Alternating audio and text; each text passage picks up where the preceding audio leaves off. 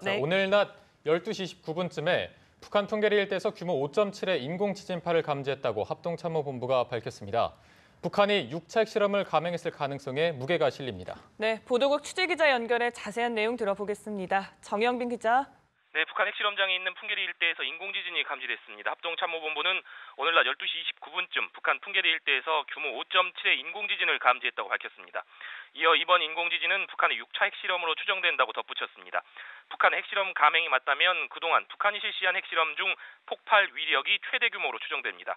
기상청 상황실도 오후 12시 36분 북한에서 규모 5.7의 지진이 발생했다고 밝혔습니다.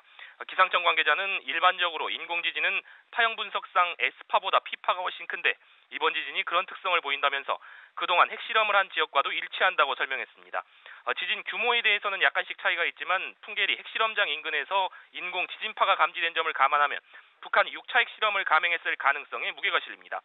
중국 지진국에서는 첫 지진 8분 후에 다시 규모 4.6의 인공지진이 발생했다고 밝혀서 북한이 연쇄 핵실험에 나선 것 아니냐는 관측도 제기됐는데요. 우리 기상청은 두 번째 지진이 감지된 것은 없다고 부인한 상황입니다. 앞서 북한은 대륙간 탄도미사일에 장착할 더 높은 단계의 수소폭탄을 개발했다고 주장했습니다. 특히 김정은이 지난해 5차 핵실험 단행 사실을 발표했던 핵무기 연구소를 시찰하면서 핵실험 가능성이 제기되었습니다. 북한은 지난해 9월 9일에도 풍계리 일대에서 5차 핵실험을 감행한 바가 있는데요. 당시 지진 규모가 5.0으로 관측된 점을 고려하면 이번 핵실험의 강도가 한층 높아진 것으로 볼 수 있습니다.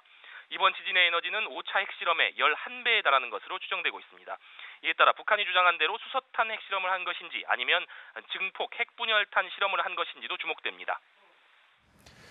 네, 한편 우리 군도 즉각적인 대응에 들어갔죠.